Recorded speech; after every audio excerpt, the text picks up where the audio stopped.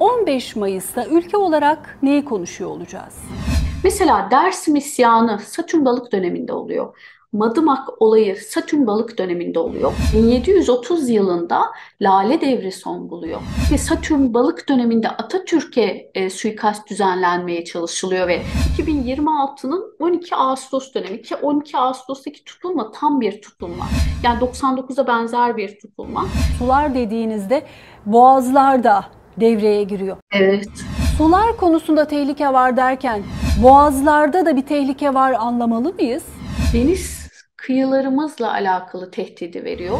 Yine geçmişi referans aldığımızda mesela Kardak krizi yine Satürn balık döneminde oluyor. Neptün kandırılma, aldatılma, dolandırılma ile alakalı birçok dolandırılma haberi duyacağız ve bu dolandırılma hikayelerine bağlı birçok da intihar haberi duyacağız maalesef. Efendim merhabalar. Aldebaran Akademi kurucusu, astroloji uzmanı Nilay Dinç'le birlikteyiz. Uzun zamandır sizlerden gelen istek üzerine ben de teklif götürdüm. Kendisi kırmadı, bizimle birlikte. Nilay Hanım hoş geldiniz.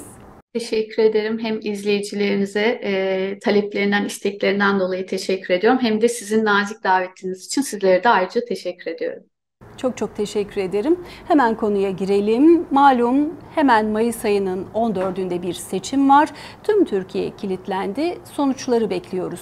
Yol biraz engebeli gibi. Oraya nasıl varacağız ve 15 Mayıs'ta ülke olarak neyi konuşuyor olacağız? Ben 2023 yazımı hazırlarken de şunu vurgulamıştım. Hatta başlığımda kaostu. Umarım olmaz tabii ki. Yani bunlar hep astroloji sonuçta hep özellikle belirtiyorum. Kesinlik içermez. Tarihin tekerrürünü referans alarak öngörüde bulunuyoruz. Ve geçmiş referanslara baktığımızda hep bir Satürn balık dönemlerinde kaosların olduğu, engebeli yollardan geçildiği, bazı dönemlerin, devirlerin kapanıp yeni devirlerin başlandığı ki bu Satürn balık döngüsüne girerken aslında çok önemli astrolojik gösterge dediğimiz 29 dereceleri deneyimledik. Ee, Bu da aslında seçimin kaderini belirleyen nokta bu 29 dereceler. Şubat ayında Plüton 29 dereceye girdi. Plüton değişim dönüşüm demek. Ve Plüton 29 dereceye girdiği tarih dönemlerinde hep devirler, dönemlerle alakalı büyük olaylar olmuş. Yani her aslında doğum sancılı.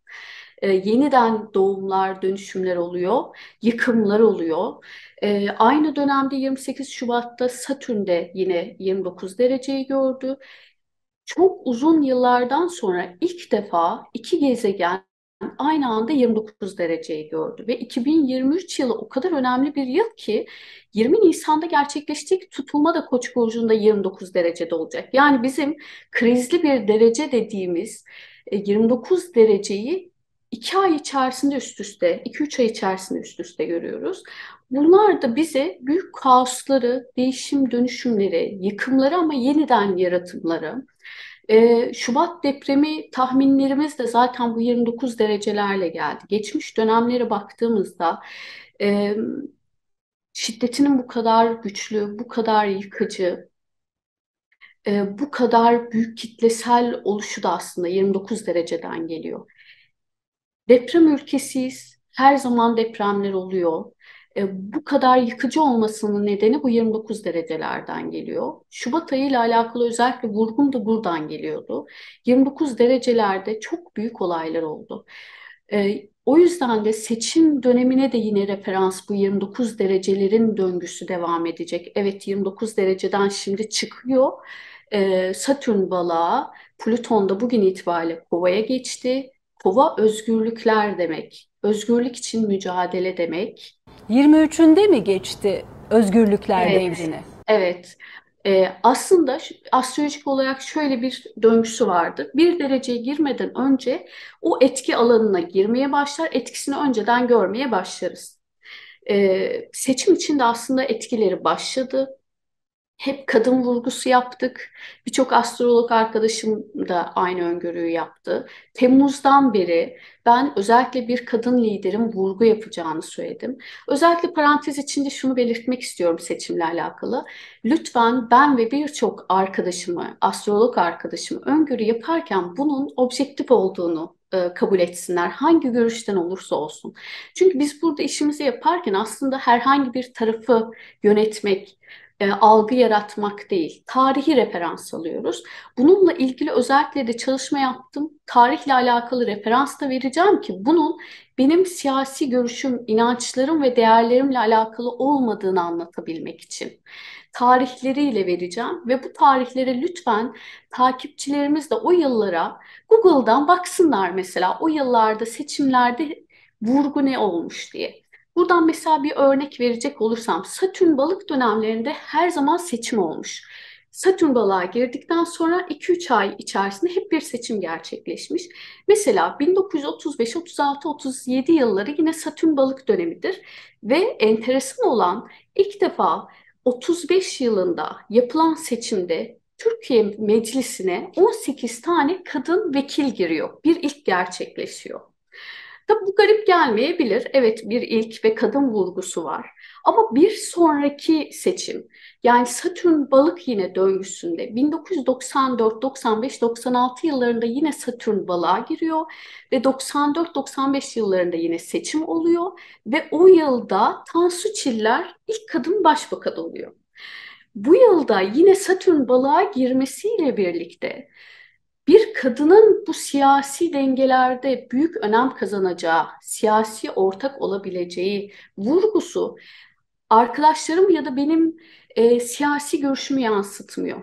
Dediğim gibi bu tarihlere bakarak biz de bunun referansını veriyoruz. Satürn balık döngülerinde kadınlar siyasette önemli rol almışlar. Yönetici olarak, meclise girerek, ses getirerek. Aslında bugün gündemi de takip ettiğimizde Meral Akşener hanımefendinin ne kadar şu an siyaseti yönlendirici bir etkiye sahip olduğunu görüyoruz. Önemli bir parça olduğunu görüyoruz. Bu seçim ve sonrası da devam edecek. Devam ederken kaos da olacak. Kesin net bir şey söyleyememekle birlikte seçim dönemi önce durağan Merkür'ün durağan pozisyondan retroya geçtiği bir döneme denk geliyor. Yani işler sarpa saracak görünüyor. İki taraftan, işte Cumhur İttifakı ya da Millet İttifakı tarafından bir şeylerde kaos olacak. Yani bu şöyle de yorumlanabilir. Cumhur İttifakı kazanır, Millet İttifakı ayaklanabilir ve bu seçim sonucunu kabul etmeyebilir. Ya da tam tersi, Millet İttifakı kazanır ama Cumhur İttifakı buna reddedip bu seçimin doğru olmadığına dair bir tepki ya da bir e, taraftarı, işte seçmen tarafından bir tepki. Her halükarda bir kaosu gösteriyor, işaret ediyor ve bunun devamı da şöyle bir olasılık yaratıyor. Seçim tekrar edebilir. Diğer bir olasılıkta, umarım olmaz, yaşanabilecek 20 Nisan'da gerçekleşecek 29 derece Koç'ta silahlar, suikastler, büyük olaylar, patlamalar, terör saldırıları, bunları tetikleyebileceğini gösteriyor. Bunu size söyleten gökyüzündeki hangi açı Nilay Hanım? 20 Nisan'ın altını çizmenizin nedeni nedir? 29 derecede o bahsettiğim büyük olayları, büyük krizleri yaratan derecede bir tutulma olacak yıllar sonra ve Koç 20 burcunda olacak. Nisan'da. Evet.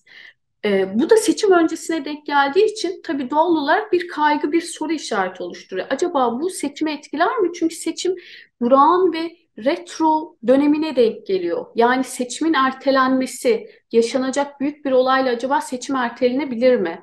Ya da bu olaylarla tekrar edebilir mi? Tabii bunlar dediğim gibi her zaman kesinlik içermez. Hep tarihi referans alarak bu öngörüleri yapıyoruz. Umarım en sancısız, en az hasarla herkesin huzur, güven içinde olduğu bir seçim gerçekleşir ve sonuçta herkesin hayrına olur. Önemli olan bu. Bir şey daha eklemek istiyorum seçimle alakalı. Belki enteresan gelecek, hani bunu söylesem mi diye düşündüm ama ülkemizde bir partinin lideri, bildiğiniz üzere geçmiş yıllarda Gandhi diye anılıyordu. Yine enteresan bir döngüyü söyleyeyim size. 1966 yılı Satürn yine balık döngüsü ve Gandhi Hindistan'da başbakan seçiliyor. Gandhilerin dönemi yani. Bilmem anlatabildim mi? Nilay Hanım, anladık. Gandhilerin dönemi mi başlayacak? Evet. Metaforik anlatımınızla. Peki, Tekrar ediyoruz, ne Nilay Hanım'ın ne de benim herhangi bir siyasi algı için yaptığımız yayın değil. Gökyüzünün söylediklerini Evet. aktarıyoruz. Hemfikir miyiz Nilay Hanım? Evet, kesinlikle. Peki, şimdi doğa olaylarına geçmem izleyiciler tarafından çok isteniyor. O da şöyle ki, yine yaptığınız gökyüzü analizlerinde inanılmaz eşleşmeler var. Evet. Şimdi önümüzdeki zamanlarda deprem, doğa olayları, sel, altını çizmek istediğiniz hem bölge hem de bir doğa olayı var mı? Öyle sorayım. Şöyle yine her zaman vurguladığım konu Satürn balık. Satürn balık balık zaten su elementiyle alakalı. Kimyasallar, ilaçlar, e, sıvılar, sular bunlarla alakalı ve Satürn balık dönemlerinde suyla alakalı hep sıkıntılar olmuş. Bu kuraklık getirmiş, sel getirmiş, selle birlikte devam eden bir ki Uranüs'te boğada heyelan getirebilir. Yine hani yer kabuğunda etkileyecek hareketler olabilir. Kasırgalar, şiddetli dolular, e, doğal afetler biraz daha depremden artık seller, fırtınalar, kasırgalar daha çok konuşulmaya başlanabilir. Mesela ülkemizde çokça hortum gözlemlenebilir. E, Depremden çok artık biraz daha sel, dolu bunları konuşabiliriz önümüzdeki günlerde. E, Biraz işte doğanın dengesi, hayatın dengesi bizi o kadar şaşırtıyor ki işte depremi düşünürken işte üst katlardan işte kaçış hani alt katlara yönelirken şimdi selle mesela ben de o döngüdeyim. Acaba hangisini tercih etsek diye. Şimdi selle insanlar ev arayışında depremle ilgili bir arayıştayken benim nacizane tavsiyem selle alakalı da bölgelerini kontrol etsinler. Artık Satürn balıkla sel felaketi ya da sıvılardan gelen o sıvılaşmadan kaynaklı da yıkımlar olabilir. O yüzden sıvılarla alakalı da bu bulundukları bölgelerin baraj, göl, işte ırmak, yatak, çay bunlarla alakalı alanlara da mutlaka dikkat etmek gerekiyor. Çünkü yeni konularda bunlar özellikle vurgulu olacak gibi görünüyor Satürn balıktan dolayı. Şimdi sizin hatırlatmanızla fark ediyoruz ki enteresan döngülerden geçiyoruz. Geçtiğimiz 2 yılda evden çıkamıyorduk, evden çıkmak yasaktı, bir çıksaydık diye beklerken depremle birlikte eve giremiyor vatandaşlarımız. Tam tersi bir imtihanla, bir durumla karşı karşıyayız. Verdiğiniz örnek çok güzel. İnsanlar işte alt katlara taşınalım diye düşünürken şimdi Açık sizin olay uyarınızla olsun. üst katlara çıksınlar diyoruz. Evet. Bu ve türevi tezatları yaşamaya devam edeceğiz mi? Edeceğiz maalesef. Yani özellikle 2023 yılı stresli bir yıl. Hatta şöyle söyleyeyim, 2023 kutlamaları yapılırken, 2022 biterken benim gibi çok nadir hani 2023'ü öngörüsünü yapan kişiler sevinmediler, üzüldüler. Yani zor bir sürece giriyoruz diye. E, tabii ki hayatta her şey kötü gitmiyor. Güzel giden ölümler olduğu gibi doğumlar da var. İşte yıkımlar olduğu gibi kutlamalar da var. Hayatın güzel yönleri, parçaları da olacak. Ama 2023'te biraz daha sabırlı olmamız gereken, doğayla barışmamız, doğayı artık anlamamız gereken bir yıl olduğunu gösteriyor. Barış içinde olmamız gerektiğini bize hatırlatacak. Nasıl hatırlatacak? Kaosla hatırlatacak. Kaosu yaşamadan ders alırsak aslında o sınavı yaşamayacağız. Satürn sert öğretmendir. Anlamadığımız şeyi bizi sopasıyla, tokatıyla öğretir. Ama biz mesajı alırsak aslında bize o tokatı atmayacak. 2023'te de doğal afetlerde özellikle suyla ilgili vurgu yapıyor. Nasıl hani size çok güzel bir örnek verdiniz. Dediniz ki hani evden çıkamadık. Neden? Satürn kovadaydı. Kova özgürlüklerle alakalı. Satürn sınırlandırmalar, kısıtlamalarla alakalı ve bizim özgürlüğümüzü kısıtladı. Şimdi de Satürn balıkta artık sıvılarla, sularla, sellerle, inançlarla, duygularla alakalı sınanacağız, kısıtlanacağız, engellemeler gelecek. Stratejistler, komplo teorisyenleri ve uzmanların bir kısmı gerek ekonomik nedenlerle, gerek dünyanın şu an içinde olduğu konjonktürün bir tezahürü olarak sokakların hareketli geçeceği bir ilkbahar ve yaz, özellikle sonbaharında altını çiziyorlar. Sokak hareketliliği sizin hesaplamalarınıza göre önünüzde olan bir veri mi? Evet, çünkü 29 derecede bu bahsettiğimiz Plüton bir defa çete, mafya, derin devletle alakalıdır. Yeraltı aslında fiziksel anlamda madenleri, ocakları, yeraltı kaynaklarını verirken soyut kavramlarda da daha böyle yeraltı güçlerle alakalıdır. 29 dereceye geldiğinde bu hareketlenir.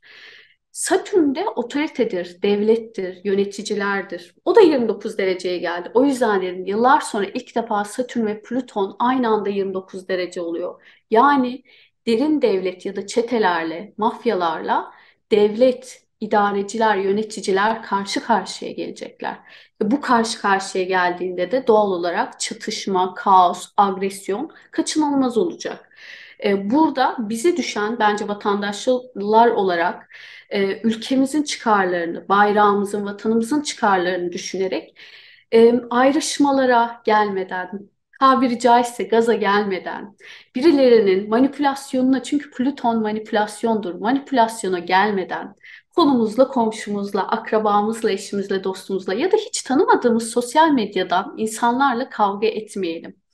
Şöyle düşünelim. Bugüne kadar gelen liderler, hükümetler hepsi geçici. Asıl olan devlettir, bayraktır, vatandır.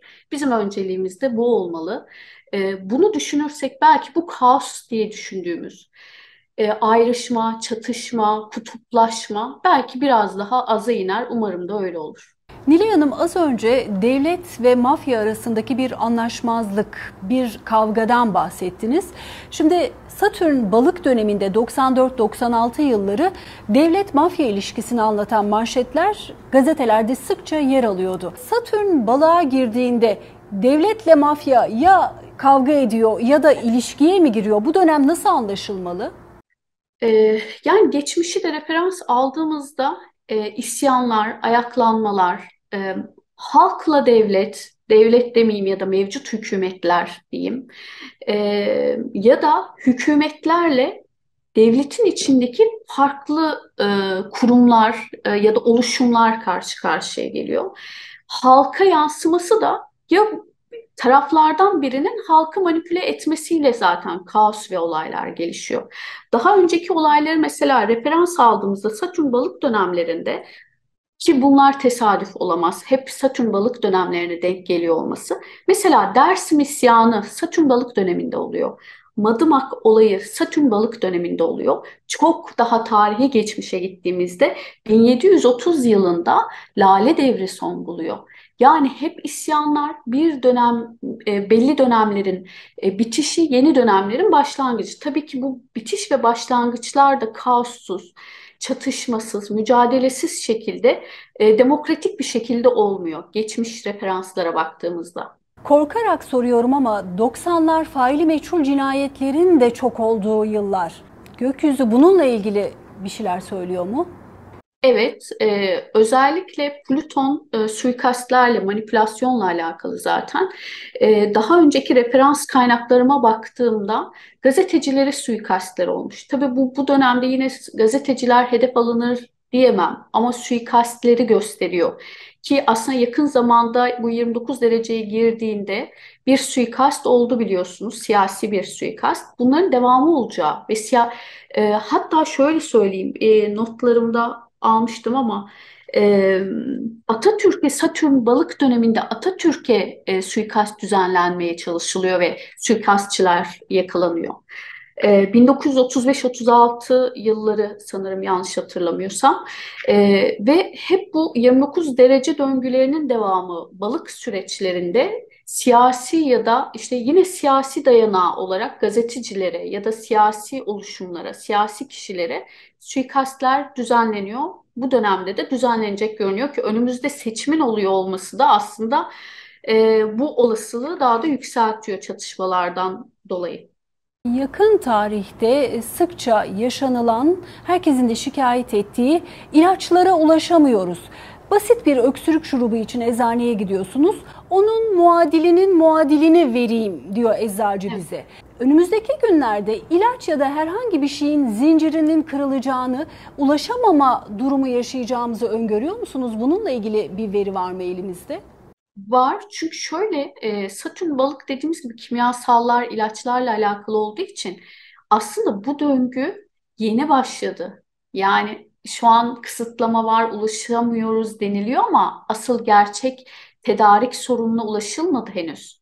Önümüzdeki 2,5 yıl bu döngü çok daha büyüyecek görünüyor. Aynı zamanda mesela tarım ürünleriyle, tarım sulamasıyla alakalı da, yani tarım ürünlerine de yine aynı şekilde yaş sebze dediğimiz, yaş sebze meyve türevleriyle alakalı da tedarik sorunları olacak.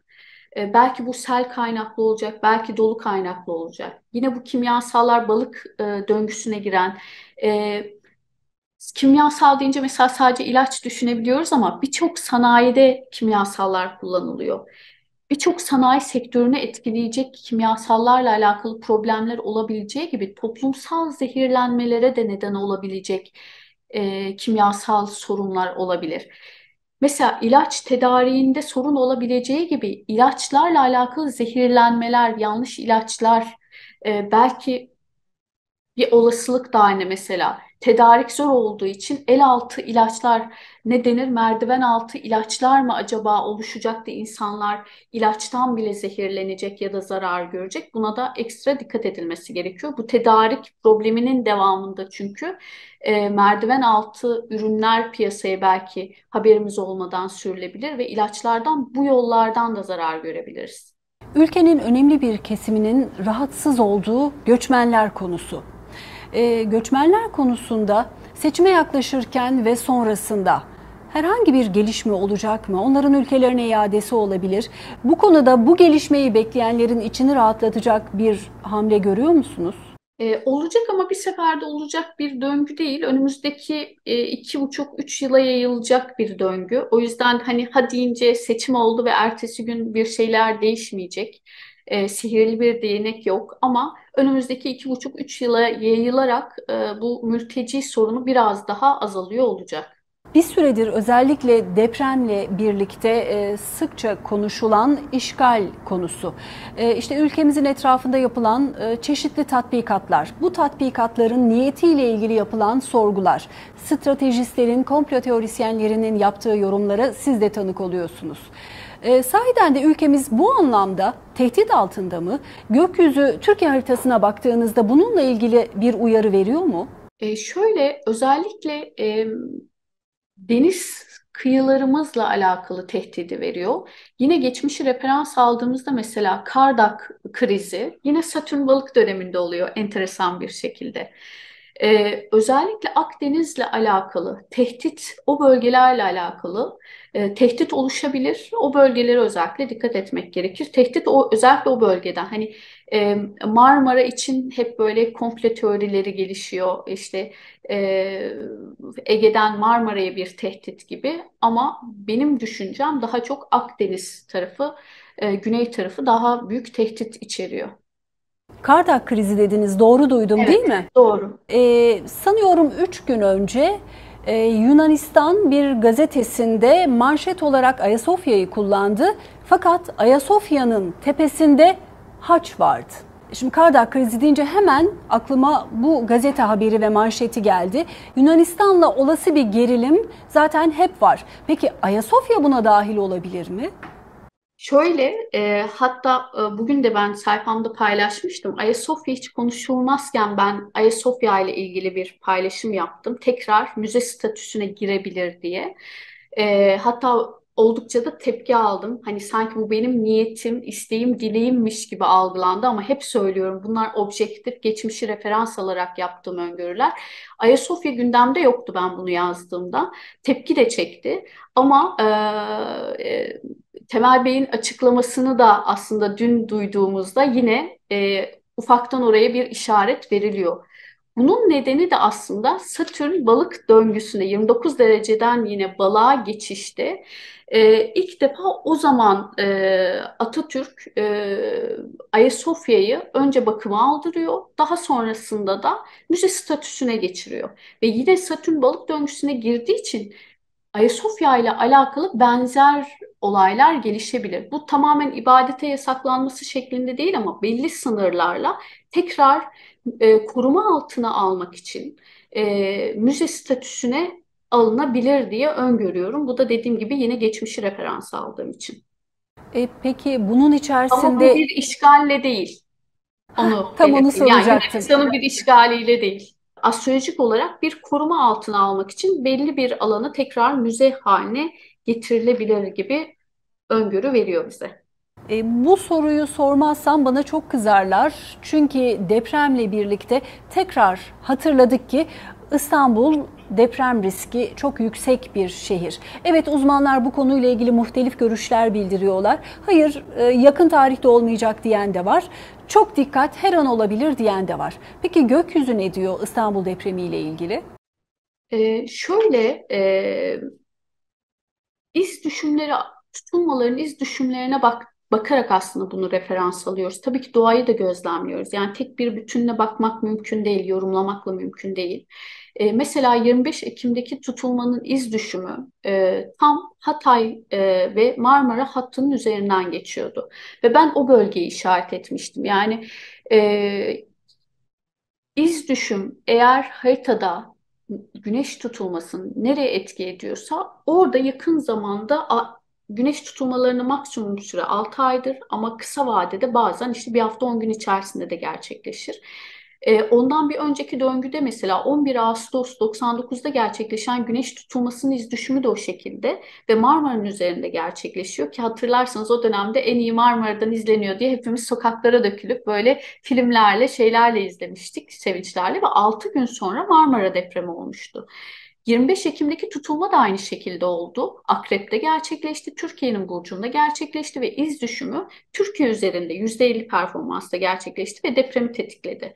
Bunu referans alarak bir sonraki döngülere baktığımızda 2026-2027 ama en benzer tutulma iz düşümü yine 2030'da 1 Haziran 2030'da gerçekleşen tutulma özellikle Marmara ve Ege ile alakalı bu riskleri veriyor. Diğer tarihlere baktığımızda da işte tutulma ile alakalı tarihlere baktığımızda mesela 17 Şubat 2026 dönemi riskli. Yine 2026'nın 12 Ağustos dönemi ki 12 Ağustos'taki tutulma tam bir tutulma. Yani 99'a benzer bir tutulma. Özellikle tutulmalar artık bu bilimsel olarak da aslında kabul edildi. Yani güneşin, ayın dünya üzerine, yer kabuğuna, yeraltı kaynaklara yaptığı bu çekim, basınç doğal olarak buradaki fay hatlarını tetikliyor. Yani bir spiritüel, bir kerametle bilinen şeyler değil. Özellikle parantez içinde onu da belirtmek istiyorum. Bir kerametimiz yok ya da kulağımıza kimse bir şeyler fısıldamıyor. Tamamen bir istatistik üzerine bunu söylüyoruz.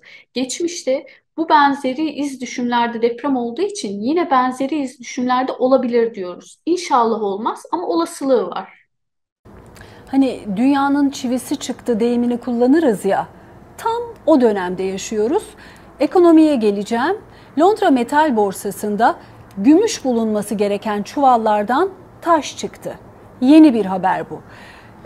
Ekonomi dünyasında da gerek ülkemizde gerek dünyada bu tür şaşacağımız, bu da oldu diyeceğimiz garip olaylar bekliyor musunuz? Bekliyoruz çünkü bu balık döngüsünün yöneticisi Neptün'dür. Neptün kandırılma, aldatılma, dolandırılma ile alakalı birçok dolandırılma haberi duyacağız ve bu dolandırılma hikayelerine bağlı birçok da intihar haberi duyacağız maalesef. O yüzden benim yatırımcılara hep tavsiyem şu yönde.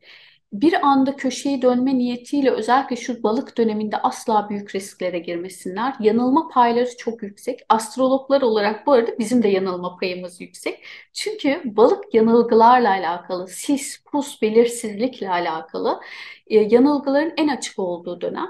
Mümkün mertebe yatırımcılar çok riskli alanlara girmesinler. Girdikleri takdirde de Maalesef duyuyorum evini arabasını satan, kredi çekip bu tarz yatırımlara girenler bunlardan uzak dursunlar. Çok ilgi duyuyorlarsa kaybettikleri takdirde onları yıkmayacak meblağlarda girsinler. Çok uzun zamandır doların üzerinde bir baskı var. Seçim sonrası bu baskının kalkması bekleniyor. Dövizle ilgili, dolarla ilgili, altınla ilgili gökyüzüne diyor. Yatırım tavsiyesi mahiyetinde istemiyorum elbette ama gökyüzünün dilini çözersek ve bu yayına yansıtırsak ne diyor? Şöyle seçim sonrası zaten ülkede yaşanacak bir kaos ihtimali doğal olarak bu dövize, alternatif yatırım araçlarına yönelmeyi daha çok yönlendiriyor olacak güvensizlik ortamından dolayı ama tahminimce Ekim'den sonra biraz daha rahatlayacağımız bir süreç başlayacak. Ekim'e kadar yine büyük riskler, beklenmedik yükseliş ve inişler gözlemlenebilir. Ama genel önümüzdeki en azından bir yıla baktığımızda e, yine geçmişi dediğim gibi referans aldığımda 94'ü referans aldığımda mesela Satürn balık döngüsünde 94-95 yıllarında Türk lirası devalüe edilmiş mesela. Böyle bir döngüde doğal olarak dövizden bir düşüş beklemeyiz. E, Yine demek ki ekonomik olarak zorluklar beraberinde gelecek ki hep diyorum aslında bir tılsım yok. Bir anda her şey değişmeyecek. Yine güvenli limanları tercih etmek belki biraz daha avantaj olabilir. Bu da özellikle ülkemiz için toprak ve toprak altı madenleri gösteriyor. Bu belki borsada inşaat şirketleri olabilir. Demir, çelik, çimento gibi kağıtlara belki ilgi olabilir. Ya da direkt toprak altı madenleri işte altın, gümüş, platinyum bu alanlara ilgi duyulabilir. E, Yatırımcıyı belki güvenli hissettireceği alanlar olabilir bu alanlar. Rusya-Ukrayna savaşı sessizliğini her an bozabilir. Peki bu savaşta yeni cepheler açılabilir mi? Açılabilecek yeni cephe Türkiye için tehlike oluşturur mu? Önümüzdeki en azından birkaç yıl direkt bir savaş durumu görmüyorum. İnşallah da olmaz. Ama özellikle Avrupa ülkelerinde yine geçmişi referans aldığımızda İtalya, İspanya, Fransa, Almanya buralarda önemli olaylar olacak. Ayaklanmalar, Avrupa kendi içinde çatışmalar yaşayabilir. Belki Rusya'ya karşı hamleler geliştirebilirler ama burada zarar görücü bir etkide Türkiye'nin payını göremedim ben. İnşallah da olmaz tabii. Enerji kaynaklarında herhangi bir kesinti bizim ülkemiz için de öngörüyor musunuz? Böyle bir risk yok mu? Yani bizim ülkemiz için enerji kaynaklarında e, sularla dışında enerji kaynaklarında bir sorun görünmüyor. Ama Avrupa için bu tehdit olabilir. Çünkü Avrupa'da kaos göründüğü için temelinde yine bu savaşı ya da savaş tehditlerini tetikleyecek yüksek ihtimal enerji kaynakları olacaktır. Bu tehdit daha çok Avrupa için diyebiliriz. Sularla ilgili tehlikenin altını sıkça çiziyorsunuz. Sular dediğinizde boğazlar da devreye giriyor. Evet. Sular konusunda tehlike var derken boğazlarda da bir tehlike var anlamalı mıyız? Şöyle yani çok emin olmamakla birlikte tabii ki daha önceki döngüde e, kanallar ve barajlarla alakalı aksiyonlar alınmış. Şimdi mevcut hükümetin de kanalla alakalı bir vaadi var. Bununla alakalı belki bir gelişme olabilir. Sorun yaratacak bir olay olabilir. Bir de barajlarla alakalı önemli olayların olacağını gösteriyor. Umarım bu önemli olay yeni barajların yapılması şeklinde olur. Hani bir su sıkıntısından kaynaklı belki yeni barajların girişimi olabilir. Ama bir yandan da eğer e, güvenlikle alakalı bir problem varsa barajlarla alakalı buna da dikkat edilmesi gerekir. O yüzden söylüyorum özellikle işte baraj olur, dere, göl buralarda evleri bulunanların ekstra dikkat etmesi gerekir. Çünkü sulardan tehdit gelecek görünüyor. İnşallah olmaz diyelim. Kanal İstanbul'un az önce altını çizdiniz. Kanal İstanbul'da ne olabilir mesela? Yani Hızlanıp oradaki sonuçlanır mı yoksa bir mani mi çıkar? ben mani çıkmasıyla alakalı bir olay olacağını düşünüyorum. Çünkü seçimin devamında öngörüme göre yeni gelecek işte Millet İttifakı'nın olacağını düşünüyorum. Millet İttifakı'nın gelişiyle birlikte de büyük olasılıkla o ret tarafında hani Kanal İstanbul'u desteklemiyorlar. E, Bunun temelinde yatan problemler olabilir diye düşünüyorum. Size Millet İttifakı'nı söyleten gökyüzü hareketi hangisi? Bunu özellikle soruyorum ki algı manipülasyonu yorumları gelmesin. Yani, birincisi şöyle, hem işte daha önce anlattığım üzere işte Satürn balık dönemlerinde kadın liderler söz konusu, baskın. Kadın lidere baktığımızda Millet İttifakı'nda yer alıyor. Hani AK Parti ve işte Cumhur İttifakı tarafında eğer bir kadın lider olsaydı belki o zaman soru işaretim o yönde olabilirdi. İkincisi de bu vurguladım yine Satürn balık döneminde Gandhi'nin seçiliyor olması. Bizim ülkemizde de bir hani parantez içinde Gandhi diye biliyorsunuz hani isimlendirilmişti Kılıçdaroğlu. Evet. Hani bunları referans aldığımızda. Bu arada enteresan bir döngüsünü de söyleyeyim. Satürn balık döneminde Cumhurbaşkanı Tayyip Erdoğan belediye başkanı seçiliyor. Yani kendisi zaten balık burcu olduğu için Satürn çoğunlukla ona yarıyor. Ve bu onun Avantaj değil mi peki Sayın avant Cumhurbaşkanı için? evet, avantajlı ama ben şöyle düşünüyorum. Alabileceği en yüksek oyu alacak. Çok iyi bir tarihte seçtiği için. Ee, Alabileceği en yüksek oyu alıyor olması seçileceği anlamına gelmez.